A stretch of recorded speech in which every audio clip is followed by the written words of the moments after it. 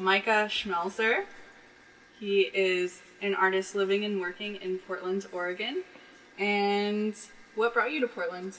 I moved out here from Chicago to go to graduate school at the Pacific Northwest College of Art, where I was getting my master's from the Visual Studies program.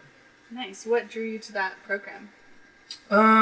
Well, predominantly back in Chicago, I was doing photographic work, and I was also working for an artist by the name of Matt Sieber, who, when I started thinking about going to graduate school, informed me that I wasn't a straight photographer, that I was a constructor of images. So I had to really think about what I wanted to do, where my practice was going to go. So an interdisciplinary program seemed really appropriate for me. Mm-hmm. Wow, that's crazy to think of somebody who like tells you what you are. Yeah. Well, I've got all of these other questions that I'm just gonna let loose and kind of grab at. Wait, before we begin, I brought a gift. Oh yes. There you go. Fancy. Oh. This will make things fun. Yeah. Get the truth. Not that anybody's been lying to me. Cheers. Cheers. All right. So what is your workflow like? How do you set yourself up? What absolutely has to be there for you to be making? Well, my practice is really concerned with how in contemporary society we're really sort of in this place where we're giving our agency up to technology. Mm-hmm. So I'm very sort of alert to marketing, advertising, and then also how people use technology. It's very commonplace that people will give their information and their identities and sort of their agency up to technology under like the guise that will make their lives more efficient. Mm-hmm. So I really think that technology is like a new form of religion. And so for me, I do a lot of just sort of like looking around and paying attention and then writing notes. And my practice is really concerned with like framing frameworks that already exist or that people are already comfortable with to highlight power dynamics. And when you say framing a framework, Yeah. Can you give an example of that? Sure. A lot of my work deals with violence or uses violence as a sort of visual metaphor for media and the power dynamics that exist in technology. So a lot of times my work is appropriated from the internet. Mm-hmm. So the visual images that I use are all appropriated. And I'll use content that may already have one pre-existing meaning. Mm-hmm. And I'm really sort of interested in deconstructing it and sort of like showing that meaning isn't fixed. Like, I like to take the content, the sort of visual content, and refragment it and reappropriate it, give it new meaning, and then put it back into that scenario that people are comfortable with. Yeah, I like that. I like that a lot. Thanks for the champagne. This is great. It's pretty tasty. I feel so relaxed. You need some more? Yeah. Okay. That's what it's here for. If we don't drink this whole thing during the interview... You'll be disappointed? No, I just will feel like I failed us. All right. What is your favorite exhibition space in Portland? Yeah, I really like spaces that are kind of radical, or at least, stick to their sort of like grassroots approach, and are also like at the same time very cognizant of the effects that they have on the community. One of the groups of people that I really respect are the guys over at S1, so Alex Ian Smith and Felicia, like, they do a really amazing job of not only curating the space, but also making it open to other, sort of venues like music. They're always constantly putting on new artists that many people haven't heard of. And their pedagogical approach to using the space, I think, is spot on because they offer free classrooms. And their space is just kind of, it's an aesthetic. So good. Yeah, it's an aesthetic so that I can good. totally get on board with. I just love having to descend into a space. You go through a weird door. Yeah, you go walk through down a weird hallway. It feels special, and it changes every time. Like, as you're saying, sometimes there's music there, and it's very, like, on its toes, like, just hopping around, keeping it real. And I think that they, with their grant writing and all that stuff, those kids work their asses off, and so, Portland does a lot of things really well. It shows a lot of its local artists really well. It does a lot of really good outreach. But places like S1, they're really trying to tap into, like, not just, technology and local artists, but subcultures that may not get a lot of exposure. I hate going to a gallery and getting that feeling of like, I'm looking at the art and I want to be looking at the art, but I also know that somebody else is looking at me look at the art. Yeah. And then I can't really look at the art because I don't feel like I belong and everything's so white. And I'm just like, all these really hip people are around me. Going into that space, I like the darkness. You can't feel the eyes on you. Yeah. And I like that. Maybe that's just a personal issue. I hang out in dive bars, so it makes sense. Yeah. All right. What has made you stay in Portland? I've had a couple of really awesome internships and residencies, and I've worked for a handful of galleries that I really support and respect, so those things make it hard to leave. Yeah. So, for the time being, my 5-year plan is just to sort of, having graduated a few months ago, just ride it out. Yeah. And see how I feel, but at the moment, this is where I'm at, so. And I'm not mad about it, Not mad. Yeah, that's good. Just the fact that you brought up 5-year plan. Yeah. You're thinking down the line. I don't even know what I'm doing next month. Let's see. My foot's falling asleep. Holy shit. All right. That's just the champagne. That's never happened to me before. Look at these floppy ones. What are you most excited about? What are you making? My thesis was something that I think really made me think a lot about my audience. So I think my audience is something that I'm really concerned with. How do you make people think about viewing art? How do you, my experience as a photographer was always really hard because I would make these images that took me, a single image would take me 27 hours. Mm-hmm. And that's post-production. That's not even shooting the image. So it would take me 3, 4, 5 days to work on this photograph. And then I'd print these large scale images and I'd put them on the wall. And I'd watch somebody walk up to it and look at it for 35 seconds. Oh yeah. A minute. And then just move on to the next one. It was my ambition in those moments was how do I keep people with this work as long as I possibly can? Mm-hmm. How do I make it so that people so that aha moment doesn't get just sort of glazed over mm-hmm. or pass them by. And so a lot of my work now is really hyper-focused towards sort of manipulating my audience into spaces where it's hard for them to leave. Yeah. And they want to spend time with it. And I've been doing that using interactive things like microcomputers that deal with sensors and triggers and surveillance cameras and building, like I mentioned earlier, framing the framework. So giving people an experience that they sort of can relate to, but then changing it on them once they interact with it. So then they kind of have to do the math and put 2 and 2 together and figure out, what it means and what it's doing. So do you think that observing people look at your work in such a quick manner, do you think that was the impetus to start you working with technology? Because I know for myself, if I see a screen, it's just oh, yeah, that's what I should be looking at right now. Yeah. Oh, the screen. Maybe I just have the attention span of a dog, but I'm just oh, it's hey, right here, it's right here. Yeah. It's a moving image. Yeah. Do you think that? I don't know, because my photographs that I was making, they were very much so Photoshop driven. I was taking these photographs of architectural landscapes that had reflective surfaces.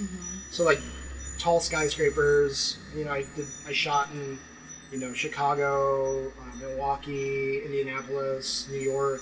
So I went all these different cities that had large buildings, and I would photograph the facade.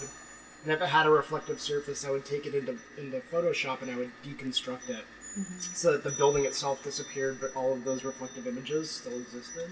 Oh. And then put it back together. So early on, I was always really concerned with technology and sort of disassembling things and putting them back together. I think what shifted for me when I got into graduate school is I started thinking about time. How do you control the experience? Once I started moving into making GIFs and I started moving into video work and I started moving into installation, It was really about controlling space and time and offering an experience that made people think about what they were looking at, as opposed to just giving some people something static that they could approach and then walk away from. Yeah.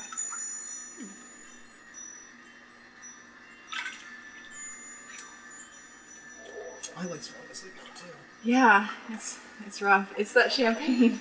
Yeah. That would be my old age. Yeah? How old are you? I'm 35. Oh, wow. You don't look 35. I didn't say wow. That was... Watch out. I'll drink to that. I'm sorry.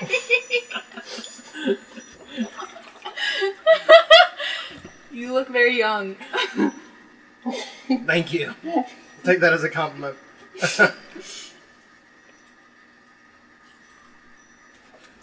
I'm about to turn 25.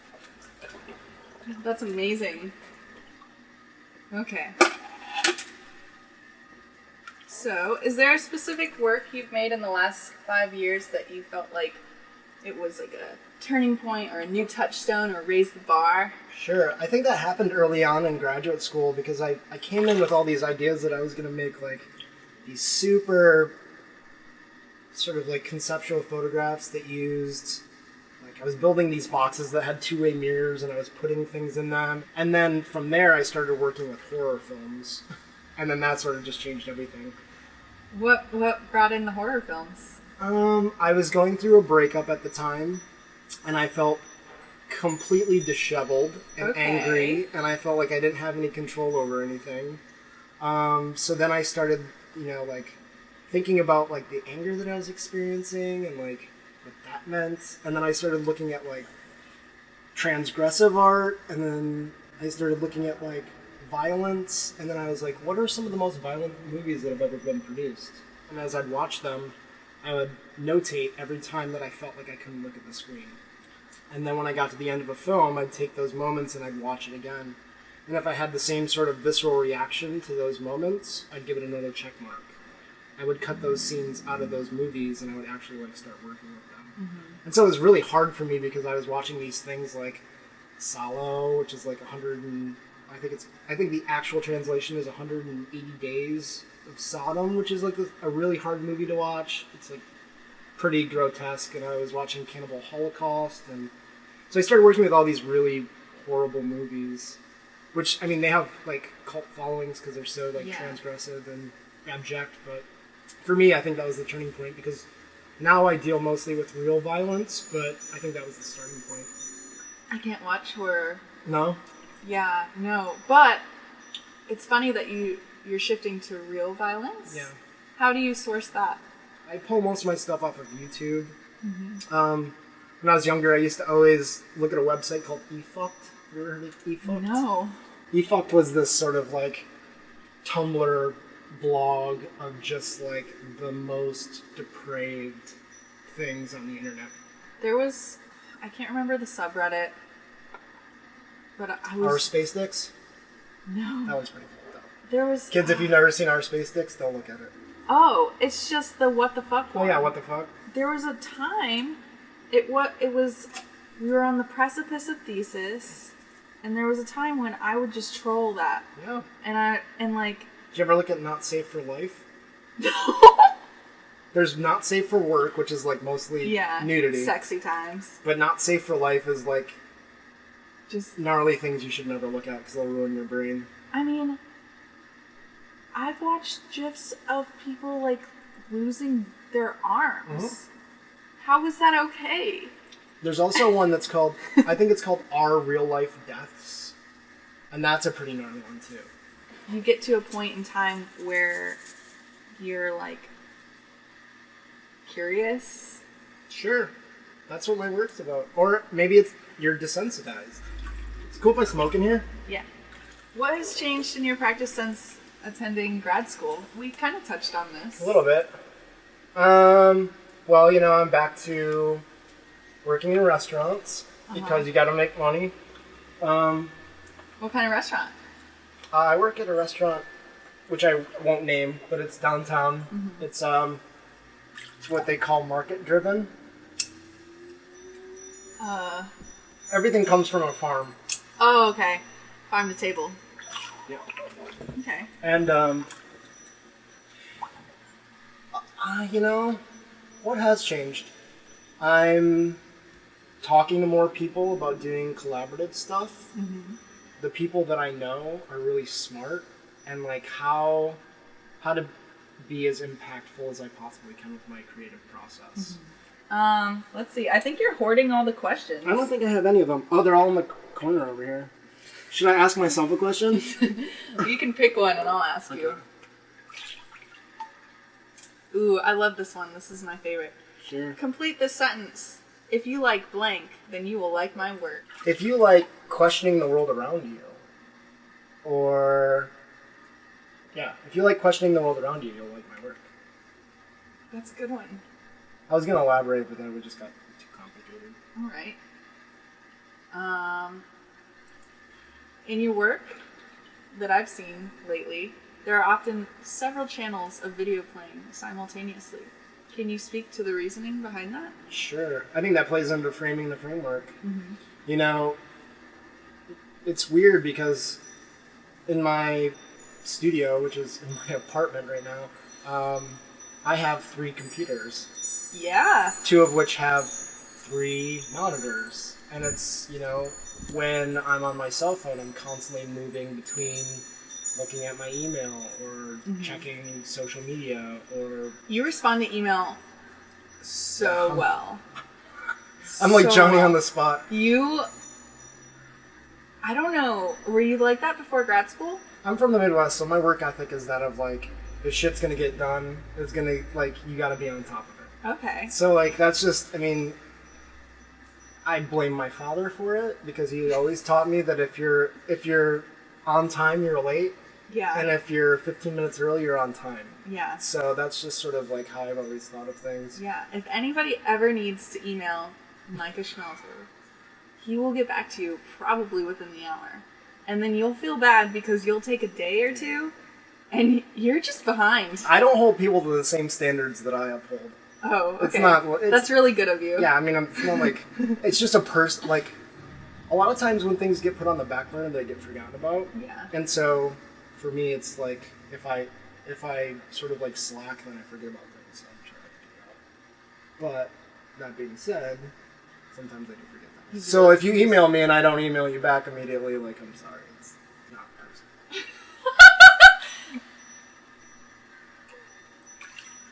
Ooh. If you could go back and give yourself advice, what would it be? That's interesting. Well, being 35, the sage that I am, the first piece of advice I'd probably give myself is that no matter how shitty things seem right now, you can't predict the future. And that, you know, like I mentioned the 5 years or whatever, the 5 to 10 years, like, I've just noticed that over a 10-year span of time, things can change so much. And most of the time, the things that you fucking freak out about in the moment, they sort of work themselves out. Yeah. So that would be the first piece of advice. And the second piece would be, like, don't ever stop asking questions, and don't ever stop, like, taking things apart and trying to figure out why they do what they do or what they mean, because I think that that's, you know, kind of, that's what my work's about, is like really making people question why they do things and how they look at things and what it means for them.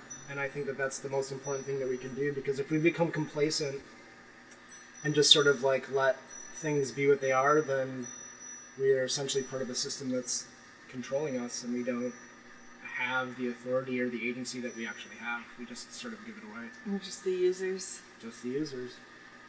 I mean, it's... Heavy. It is, well... Heavy. I wasn't supposed to go there, but you asked.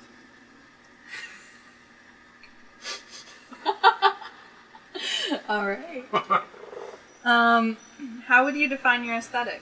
So my aesthetic incorporates a lot of new media stuff. So obviously I use a lot of technology, computers, microcomputers, sensors, and a lot of my work is very painterly. So it uses a lot of like saturated neon colors, and I do that through a lot of glitch. So I would say it borrows from a lot of different things. It borrows from new media, borrows from glitch, borrows from painting, abstract video. So I would say it's interactive, abstract video installation. If that makes sense. Yeah, that does make sense. I'm going to get some more. Yeah. Of this, so we don't fail ourselves, because we could maybe do that. I think we have, it looks like one more question. What? Yeah. And then we can just ad-lib until the bottle's gone.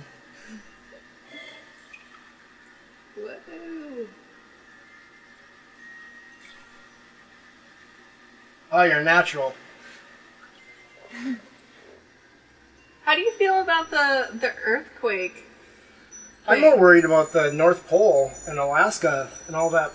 An earthquake's scary, but like the sort of effects of like when all the frozen ice on the planet melt and then the sea level rises, like global warming, that's the stuff that really scares me. Because you can't control that stuff. Like you can build buildings so they're secure against earthquakes. You can do tons of preparation for earthquakes, but like when the whole climate changes and nothing's the way that it was, we could be living in a Dune type world pretty soon here. Are you afraid of the earthquake? I definitely am. Okay. So what are you doing to prepare for it? I have a bag. I have a bag. That's good. It's got my passport and some cash, batteries, a knife, a first aid kit, a flashlight, changes of socks. I mean, there's no food or anything. Like, so you hate horror movies. Yeah. Do you watch apocalypse movies? No. I can't do those things solo. Maybe if I had, like, people around me who could watch those things with me. But if I just get freaked out, and then I'm like, I'm not gonna leave my house. Well, you can't do that. Yeah, I know. It's probably a mental disability of some sort. But I think what is really troubling about the catastrophic events that are to come is really just the fact that I want to keep making art, and I don't want to have to go into survival mode. Like, it's hard enough to make art when you have to work a stupid job that you don't like. Sure. And come home and make the art things. But if shit goes really wrong, I'm not going to be able to make art. Yeah, but I mean, you're talking about living in a lifestyle that you've grown comfortable Yeah. in. And so if that were to shift, I don't think you'd stop making art. I wouldn't stop making art. I would just have to find a different way to do it. Let's say the world fucking goes to shit, right? Like, so if we survive. Okay. If we survive and the population gets cut down to 1/7 of what it was, there's still going to be people who are, thinking about what it means to be human, and I think artists are those people. I think once you adjust to, like, there being, like, less people on the earth and where your food comes from, Yeah. then you start thinking about, like, okay, how do we start to rebuild? And I think visual culture and art will always be there. It's just a matter of, like, we might not have technology, so you can't make videos anymore. You can't you could do alternative photo processes. You could harvest pigment from the dead bodies around you. Sorry, that's dark. Ooh. All right. Well, speaking of, like, apocalyptic Sure. bullshit, singularity. Oh, great! That's the perfect Singularity. Yay or nay? thought. I say nay. Nay. I say nay because it's. I mean, I'm really afraid of what happens when people start giving their agency away. I mean, I'm by no means a digital, like, atheist. I know that, like, I'm part of the system. I take active part in the system. Yeah. Like I said, I've got a bunch of computers that I make work from.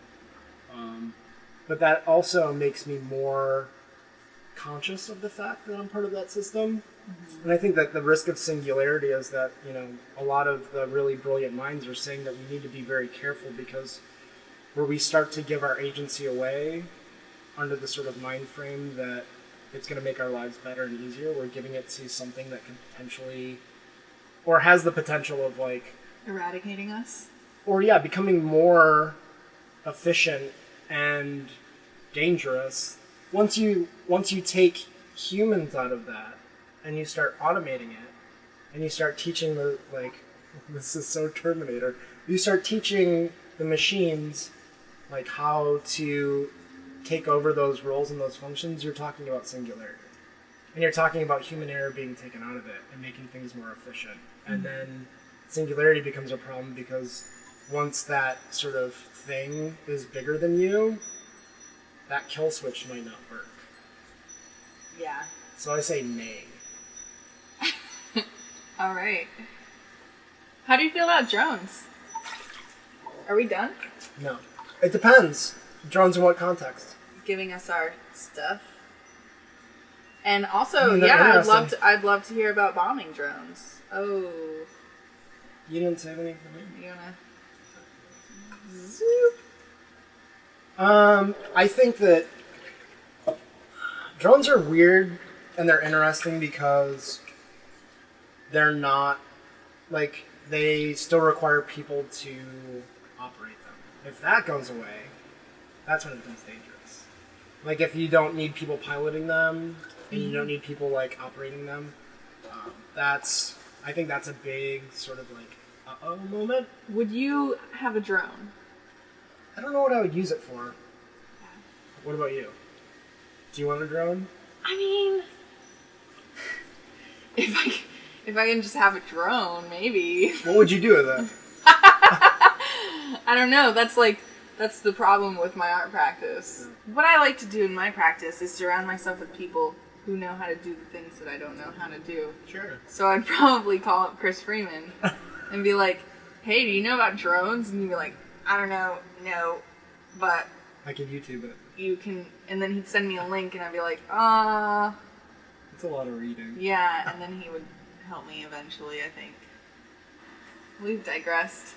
We've digressed a lot. It's okay, I think we asked the last question. Alright, well this is the end of the episode. We're just gonna turn the bubbles on. Bye!